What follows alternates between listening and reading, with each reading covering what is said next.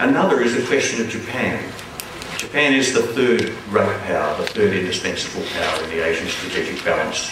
No arrangement between the US and China to negotiate their future power relationships can work unless it leaves Japan satisfied, because Japan remains too strong to be ignored. And Japan has a great stake in that outcome, and one that's very hard to satisfy. The closer the US and China become, the less secure Japan feels about America's willingness and capacity to protect it, and the tougher the choices that Japan faces. I do think that the problem of Japan's position in this remains a great source of concern. And Japan, I think, is very poorly placed itself to make the very tough choices that it faces because of the debilitating state of its political system at the moment. And the problem in Japan's position makes the slow accommodation between the US and China that one might otherwise hope for, I think, harder to manage. And it's also worth bearing in mind that military issues will keep intruding. A few months ago, an incident in the South China Sea off Hainan between a US naval auxiliary vessel and a Chinese fishing boat, probably in inverted commas, did indicate the way in which changing military balance in the Western Pacific is reflected in concrete competitive activities at sea. And there are some very deep questions about the way in which the nuclear postures of the two countries evolve. One really key measure for the United States as to whether it's prepared to treat China as an equal is whether it's prepared to see China preserve its minimum deterrent posture against the United States.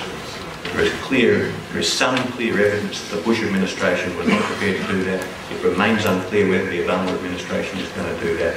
The Obama administration has a nuclear posture review underway. It will be terribly important to the future of US-China relations at that point. Let me finish on this point. Here in Australia, in the last few weeks, we've had a kind of a renewed focus on the implications of China's rise flowing out of our white paper. The white paper is quite a complicated document. It did very clearly put on the table the fact that China's rise is the most fundamental dynamic factor, the thing most fundamentally shaping Australia's strategic future. It was very easy for the public debate, and in places it was quite easy for the white paper itself to move from that very true judgment to a judgment that China's rise threatens Australia. I simply do not believe that is true. I do not believe there is anything inherent in the fact that China's power is growing, or the fact that its military power is growing, that increases the likelihood that China will attack Australia. What is true, though, is that China's rise changes the way Asia works, moves it away from a system which has both been extraordinarily stable and successful, and in particular one whose stability and success has been based on the primary position of a very close ally of Australians. In other words, an environment which has been fantastically conducive to Australia, towards we don't know what. And whether that new order is as stable and successful for us as the one we've enjoyed for the last 40 years will depend on the capacity of leaders in Beijing and Washington and Tokyo to negotiate it. It won't emerge by itself. It will need to be negotiated. And there's a significant risk.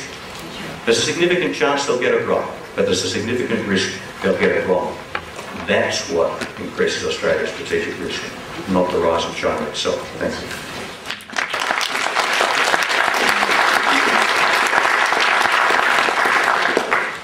Thanks, Hugh, for underlining a huge